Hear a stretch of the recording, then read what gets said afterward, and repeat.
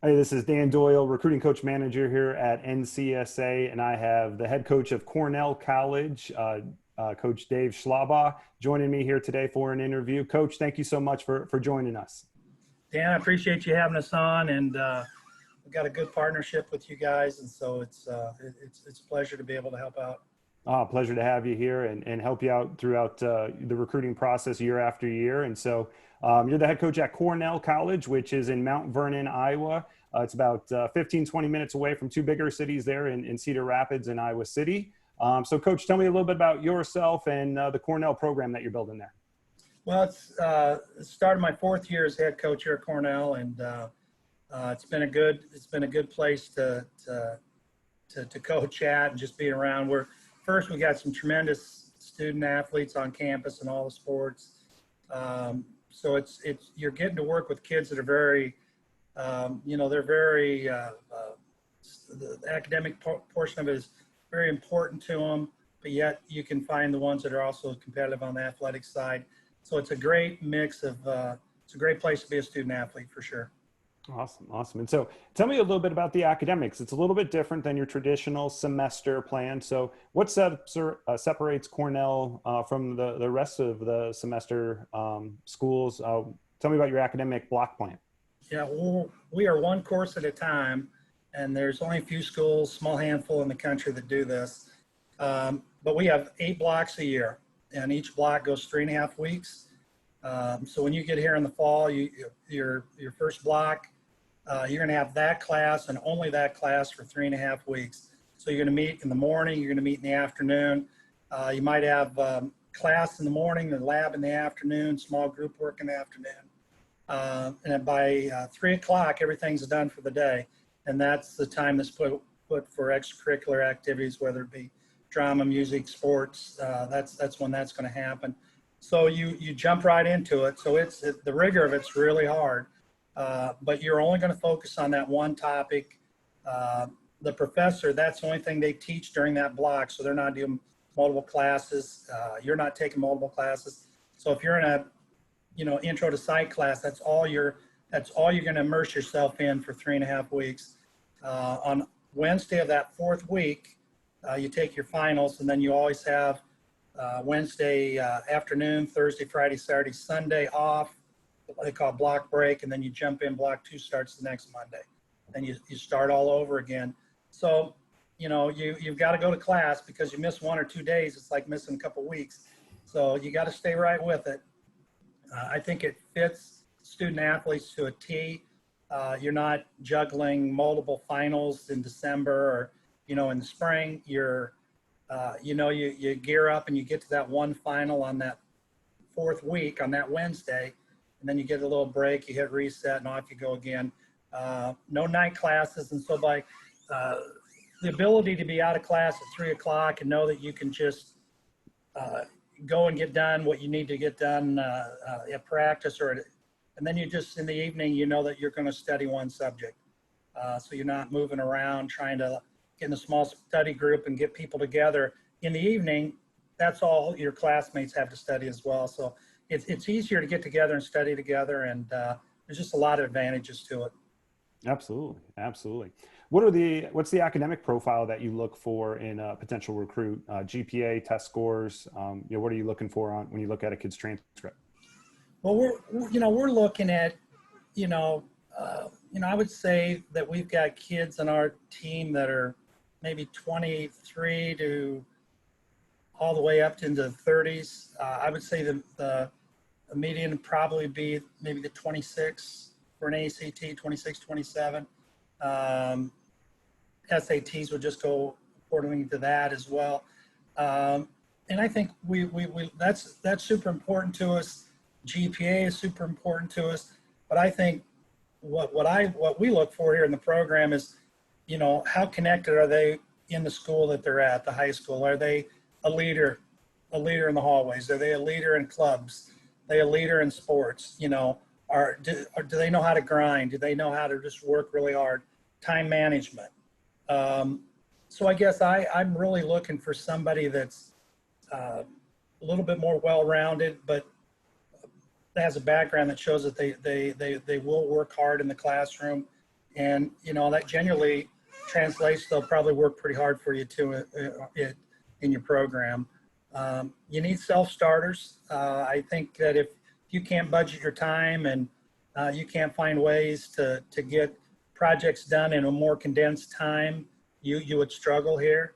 So I think it teaches you to be a self-starter, advocate for yourself, to get stuff done. You've really got to learn time management. And I think all that, if you're talking to an employer, I think those are all things they would be very interested in when they come to hiring somebody. Absolutely. Absolutely. What are some of the popular majors at Cornell? You know, we've got some education, some guys in education, a lot of business students, and we've got a wide variety of business majors. We've got an engineering department, so we've got a few players that are trying to get their degree in engineering. Pre-law, pre-med, we have some of that too. Another cool fact, Cornell, our pre-med kids get in to med school over twice the national average. So it's a great place to do that, or pre-law, and get a chance to move on. And, you know, another thing, Dan, that kind of failed to mention, by doing one course at a time, we have tons of our student athletes maybe take a block off when they're not in season to do an internship. So if you come in a freshman and you say, I want to be a finance major, I would love to spend a week on Wall Street. I'd like to maybe go out to the West Coast to do something in finance. You could be gone for that one block, whatever the block might be, and you're not missing any other classes. So we're not limited to just summer internships. So internships are a big part of what we do here. Awesome. Yeah, that's huge with comparing it to a traditional semester where, you know, you're going to be in an internship over part of the season where, you know, if you can do your internship in the fall or in the spring, it doesn't interfere with basketball that much. That's outstanding. Getting into your program, tell me about, you know, your coaching style and your philosophy there at Cornell. Well, you know, I've learned this, you know, I've been coaching a long time, and I was fortunate enough to start my coaching career back in the 80s with Don Showalter, who's been a Hall of Fame high school coach in Iowa. And he's been with USA Basketball now for years, still undefeated as a coach with USA Basketball with their 16 and 17 U teams. And so I got a really great foundation when I started. And then I worked for some other really good coaches, a few different colleges. So I had a lot of stuff that was kind of built into how I like to play. But I tell you what, the game has changed so much in the last 10 years that I think you have to be a little bit more adaptive to your talent. And I think especially D3 level, you got to adapt to what you're able to bring in. And then you just got to kind of find ways that you think your talent can be the most success or have the most success in. So we try to play fast. I mean, we spread the floor very well. I think we're, like most everybody, shooting a lot of threes right now, and not so much just pounded inside team, but I think that's probably more the norm right now. Defensively, we're a pack line team. We're always trying to get better and better at that. I think now we've got everybody returning from a really pretty good team a year ago, so we think we'll take a step forward on the defensive end too. But we like to get out and run. We like to play in space. We're not big. We don't have a ton of set calls. We're just trying to get guys that can make basketball plays and play off that a little bit. Real good, real good. Well, you answer this next question. You passed along some pictures, so I'm going to scroll through those. So don't mind those. But tell me a little bit maybe about your program's culture. You know, what you pride yourself on off the floor, on the floor, that you're really preaching to your guys on a day-to-day basis. Well, I think the first thing that we want to do when we recruit is we want guys that are really good people, first and foremost, that will be serious about both the program and also their academics. But we really want gym rats. I mean, if we want guys that, because you have some gaps during the day with this block system that you can get in the gym on your own. So we try to recruit guys that we're not pulling in the gym. We're trying to recruit guys that we're kicking out of the gym, and we've done a really good job with that. And the buy-in's been tremendous. You know, I think everybody preaches family. I think everybody's got their buzzwords on culture. and I think that we just really feel like you bring in really solid people, and you allow them an opportunity to have some say in what's going on. That it's just not one person dictating everything you're going to do. So you just want to get kids that will kind of run with some things that you want done, and just be good to each other. And I think we've really got a nice group of guys right now that I think the culture is just kind of a team first attitude, and that makes it real easy to come in and coach every day when you get guys that think team first. Absolutely. And just looking at some of the pictures that you passed along, guys huddling together, the bench is active. Like, as a former college coach, those are the things that you see on film with other teams and you want to emulate. And, it looks like you've done a fantastic job, getting just everyone excited about, the team's success over individuals' success. So, got to commend you on that. Just from looking at the pictures, that was one thing, I saw here on my end. Tell me a little bit about your recruiting timeline. What's that look like for, a senior? When do you usually start the process? When are you looking to end it? I think we're always starting the process, but we really focus much more on the guys that are in the class that's coming up. So right now our focus is 21. So last spring, when we were still trying to finish up our roster, where maybe some schools are really starting to recruit the juniors, we try to stay with that group of seniors that we've been in on, and we try to finish that class off, giving them as much attention as we can. And then you build into the next class, which now is the 21s. COVID has kind of changed all that. We weren't out a lot this summer, as I would think most schools weren't either. So we're playing catch up to a certain degree, just timeline. But traditionally, we would like to have evaluated and had a pretty good list of who we really were going to focus on, and then we would try to get guys in to visit early fall. Now we're kind of backing that up just a little bit, but then once we get them on campus, we need them to be around our guys. We need to spend a bunch of time with them and their families, and but really pull our guys into that recruiting process. So we don't necessarily maybe recruit a real super big list at any one time, but we think we do a really good job with the ones that we are actively recruiting. And so right now we're trying to set the visits up for the fall, where maybe we've already would have had kids in the last month, but we're in a little different time now, and you've got to be flexible and adapt.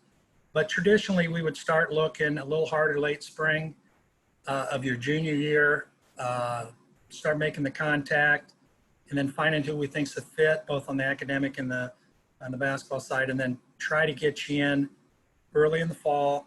But then we always are stumbling, based on we're looking at your site, practically every day. So we'll start recruiting guys in the winter as well. If we find someone that we think's a fit, we're never afraid to jump in late.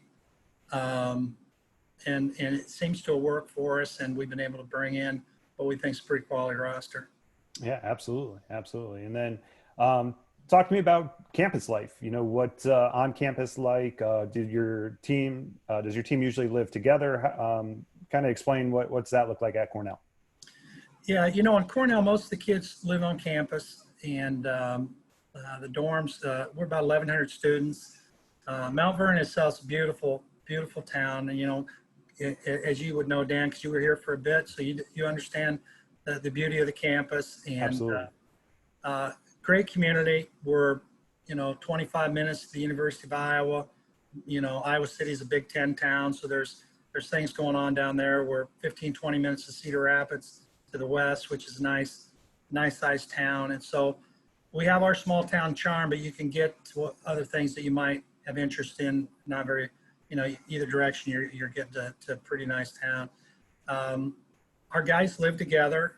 They don't have to, but they tend to gravitate towards that. We'll help facilitate that a little bit, try to find some matches with the incoming kids, and then let them reach out and make some connections. You don't have to live with another basketball player, but most of our guys do. I think that works really well. They make really good friendships, and we always tell guys when we're recruiting them that you're going to always have some really good friends you grew up with, but you're going to leave college because of the amount of time you spend with your teammates. They're going to end up being some of your best friends in the world. Mhm. And, you know, I can't think of any college that doesn't bring you on there that doesn't have a bunch of trees, libraries, dorms, big fancy buildings, gyms. We all have that to sell, which that's all, you know, that's all well and good. But what I think is more important is finding an academic fit and finding a fit for future teammates. Because I just think that's, you know, you have a big life event later in life, you know, you're not inviting buildings to your wedding, you know, it's the guys you played with. They're going to be the ones that are coming to be in your wedding. They're going to Yeah. come to your big life moments. They're going to be the people that are going to be there for you, not just for this 4-year deal, but for a lifetime. So I think when I see a lot of kids jump around and go make a lot of visits, and that's awesome. But I think you need to do your due diligence that when you do get on these campuses, you have to find out, are these the kind of guys that I could see myself spending this amount of time with for 4 years. So we really push that. So I think the campus in itself is a community. Our team is a community within that. And I think it all works really well. But I think you've got to do, I guess that would be my advice, that make sure you're going someplace that for one thing, you're wanted. They see a spot and they've actively told you what their roster looks like, and they have some vision for where you'd fit, and then just the guys that you want to be around. I think that's super important. Absolutely. Absolutely. That's, couldn't have been said better, you know, in terms of what kids should look for. So great points there. And then tell me a little bit about the financial aid side. I know with you being Division III, a lot of the money is going to be academic based and then through FAFSA, but do a lot of you guys have work study programs or do some work study or have part-time jobs maybe outside of campus? What's that look like there at Cornell? Yeah, we do.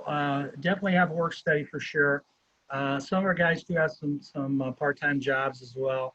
I think the block system kind of leads to that because you know you can be done at 3 o'clock most every day. You should be done at 3 or before, so it's not hard to schedule a part-time job late afternoon into early evening, working around your basketball schedule, your athletic, or whatever your extracurricular schedule. So that works pretty well. Um, Financial packages are based on definitely on athletic, or excuse me, on your academics, and so I think we do a good job of having families, you know, try to find as much help for them as you can, and I've got a son that's actually a freshman here at Cornell this year, so I think the people in both financial aid and admissions, they do a super job to help the families kind of navigate through all those things between FAFSAs and everything you got to get ready for, and the checklists that go on throughout the process. Absolutely. Absolutely. And then for recruiters interested in Cornell, what's the best way to get on your radar or start the process with you guys?